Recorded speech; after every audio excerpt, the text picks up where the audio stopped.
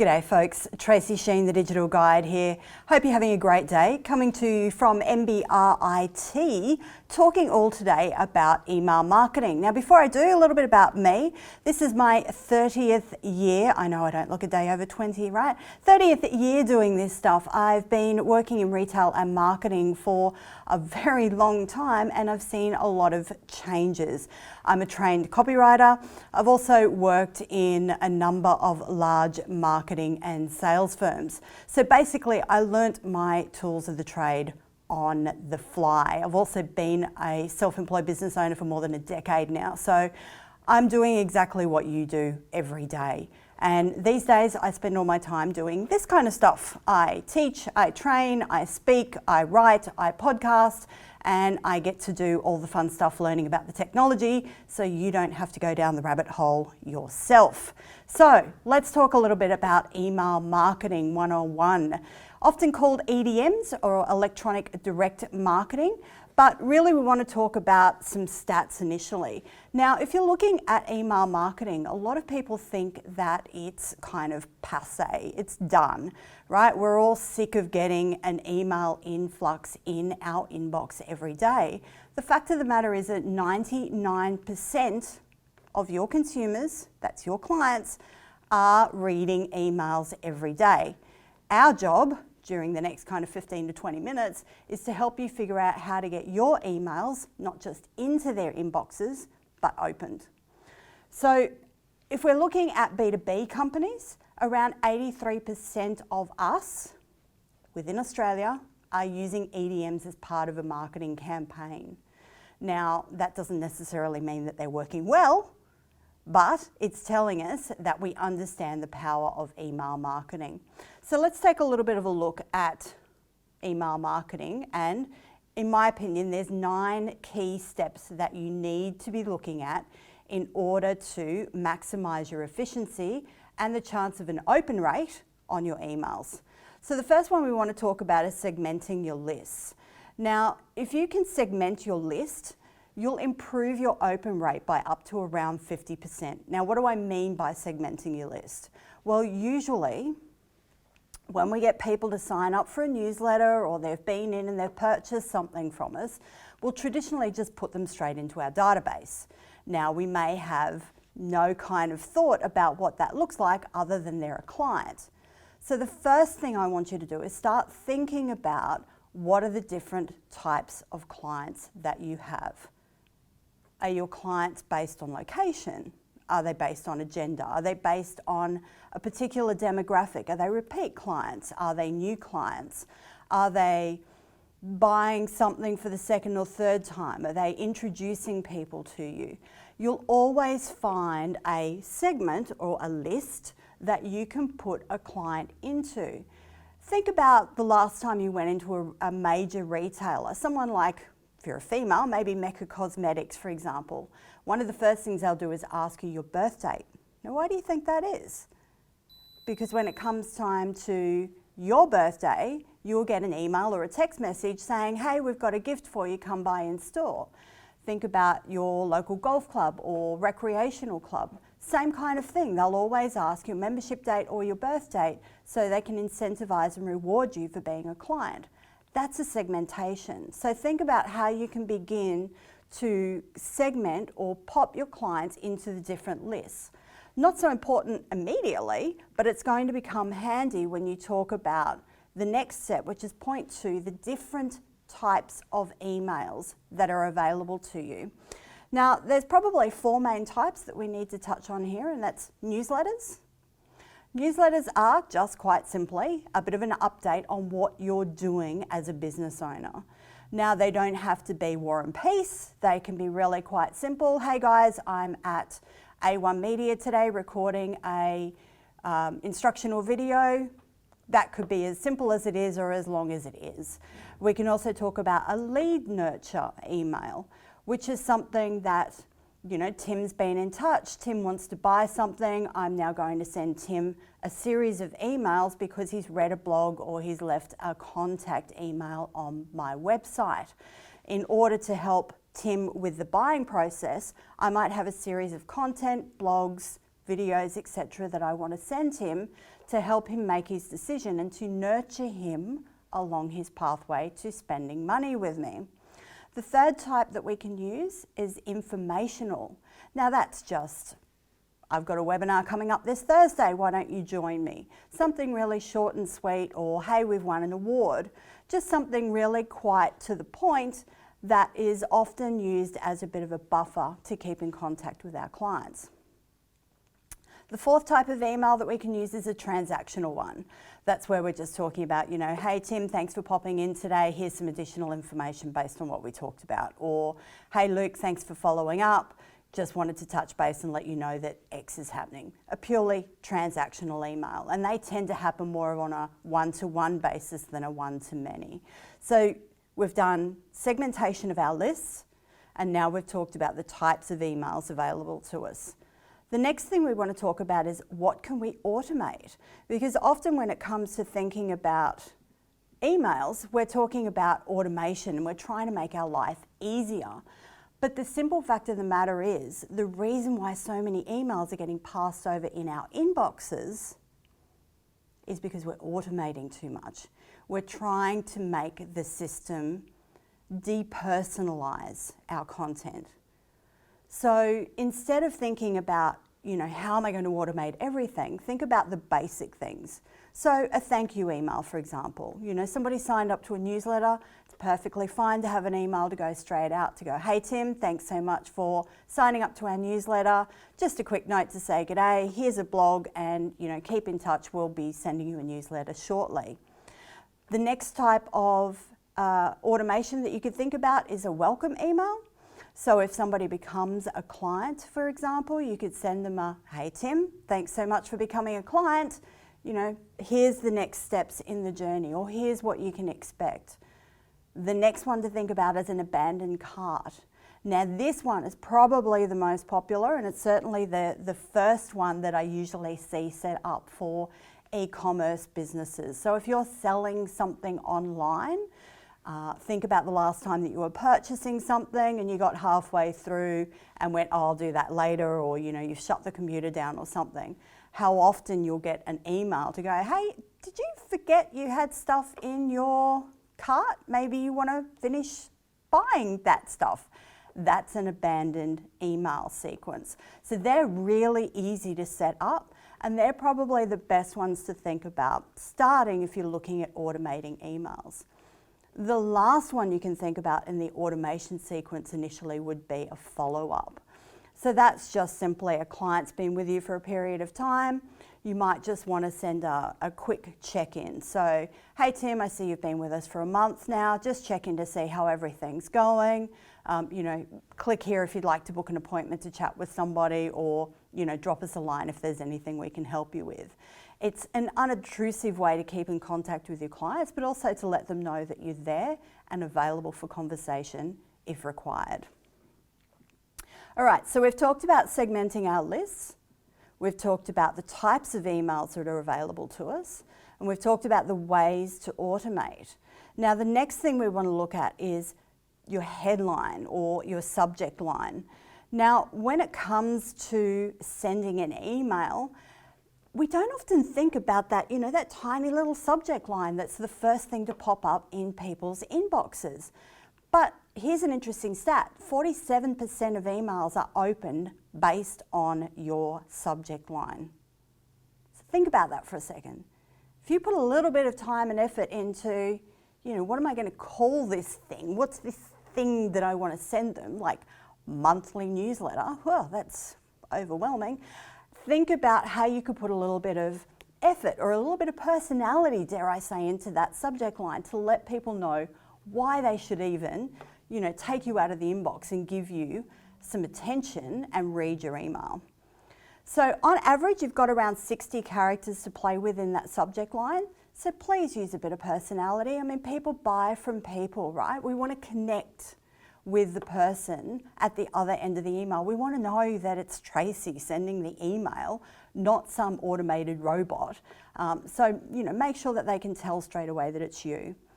And remember too that it's close to 50%, so it's about 46% now of emails that are opened on mobile devices. So think about that as well, because you may not have the space of a laptop. Somebody's picking up their phone, you want to make sure that that email line's going to grab them straight away, but as they open it up, that it's nicely spaced, that they can easily read it on their phone. Interestingly, shorter subject lines tend to have a higher open rate. So my suggestion here would be start following emails that you naturally open and start questioning yourself why that is. What is it about this email or this company that makes me read the emails, that makes me click on it to open? And conversely, what are the emails that you leave in your inbox or you automatically trash? Why? You know, maybe they've got good content. They obviously had you interested at some point, but what are they doing in their emails now that's making you kind of turn off? All right, so segmenting our lists was point 1. We talked about the types of emails as step 2. Step 3, we talked about what to automate. Step 4, we talked about checking your headline. And number 5, we're going to talk about watching the length of your email. Now remember, you've got to give your clients a return on their attention.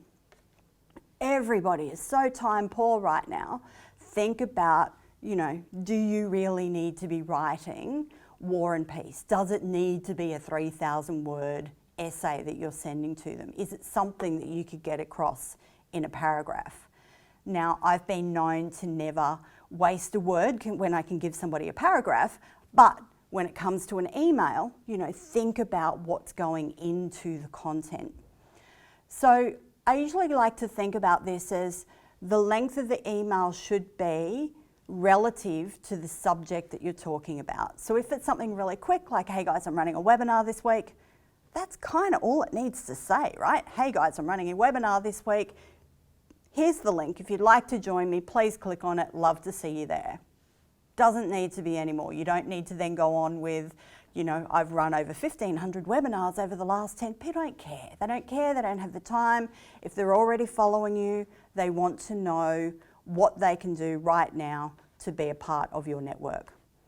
And remember that around 400 words takes around 3 minutes to read. So once you've written the email, sit back, read it out loud and time yourself. Think about how long you're asking your clients or your potential clients to give you in return for the information that you're giving them. Watch your length. All right, number 1, we did segment the lists. Number 2, we did the types of emails. Number 3, we talked about what to automate. Number 4, we talked about our subject line. Number 5, we talked about the length of the email. So number 6, we're going to talk about the personality.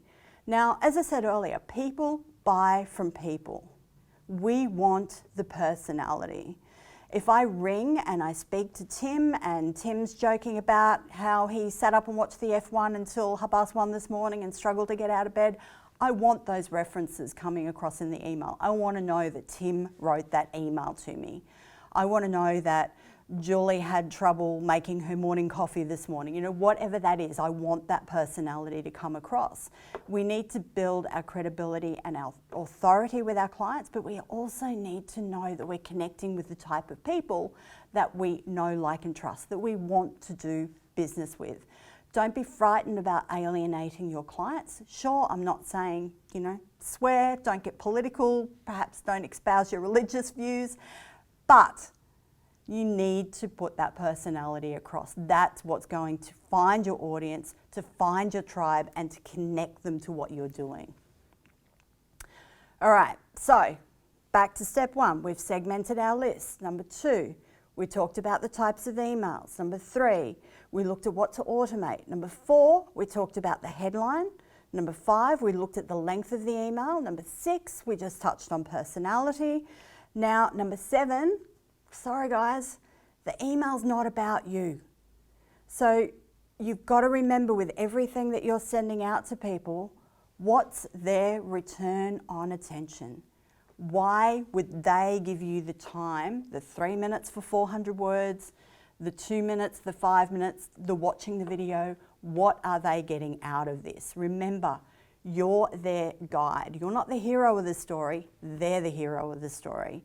You're there to help them buy your product or whatever it is that they're looking to do, to make the email, make the content about them and keep them at the center of the conversation. All right, 1, we segmented our list. Number 2, we talked about the types of emails. Number 3, we talked about what we can automate. Number 4, we talked about checking our subject line, our headline. Number 5, the length of the email. Number 6, we injected a little personality. Number 7, we learnt that it's not all about, you. And number 8, we're going to talk about emojis. Now, this is a really interesting one because less than 10% of emails contain emojis. Now, this is a little divisive, and I'm probably one of the only people that's going to tell you to give emojis a crack in an email. They work really well in a headline. Now, in saying that, you know your people, you know your audience, you know your clients better than I do. Now, if you're working in accounting and you're in a small business, tax software business, for example, are they really going to be used to seeing, a winky emoji in a headline? Think about your clients. But if you're a quirky small business accountant, perhaps that's exactly what they would, go, that sounds like Robert, give it a crack. You're only going to know whether emojis are going to work for you and for your clients by trying them. But I can tell you personally, if I put an emoji in a headline of my email, I see my open rate go up by about 10 or 15%. Use them sparingly. Emojis are like glitter. They have a habit of just kind of getting everywhere if you let them loose. So use them, sparingly. But they are really, really effective at helping you just kind of tweak that open rate a little bit more. So consider the odd emoji every now and again. The one thing to that I will say though is check your operating system. So know your clients, because I use a Mac, so I'm in an Apple universe, but I do know sometimes if I send an emoji to a client that's on, say, an older Android, it'll often come up as a question mark in a little box. So, it's all about knowing your clients is what the point to that is, I guess. All right, here we go again. Number 1, we've segmented our lists. Number 2, we've talked about the types of emails. Number 3, we've learnt what to automate. Number 4, we've talked about the subject line or the headline. Number 5, we're watching the length of our email. Number 6, we're injecting a little personality. Number 7, we've learned it's not all about you. Number 8, we're talking about emojis. And lastly, the 9th key, in my opinion, to good email marketing 101 is to know your data. Now, there's a few stats that you need to get your head around here, so hang in there. First one's click-through. Now, click-through is often looked as CTR if you have a email system that you're using. Basically what that means is who is clicking through to your email. Click-through rate. CTR, click-through rate. The first thing it's going to tell you is how many people are opening your email. Now, the average in Australia right now is around 20 to 25%. So if you're sitting in that 20 to 25% open rate, you can do better. If you're sitting over that, keep doing what you're doing. You can probably switch off now and go and make a coffee. If you're less than 20%, go back through the 9 keys and figure out where you need to be putting some attention. I would almost guarantee it's back in step 1 at segmenting your list. All right, the second thing we need to look at is conversion. One of the big things I see in emails quite often is there's no call to action. There's no, hey, I want you to do this thing for me. You've probably heard of something called the law of reciprocity. Try saying that first thing in the morning. So the law of reciprocity simply means this. I do something for you, you feel as though you need to do something for me. So if I give you good value on an email, whether I've given you a blog, maybe I've shared a video, maybe I've given you great content in this presentation, you feel like you need to do something for me. So make sure you put something to convert at the end of your email. It could be as simple as like my Facebook page.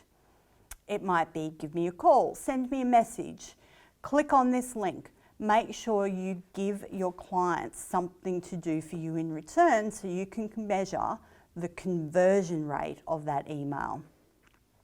All right, the next stat that we want to get to know is our bounce rate.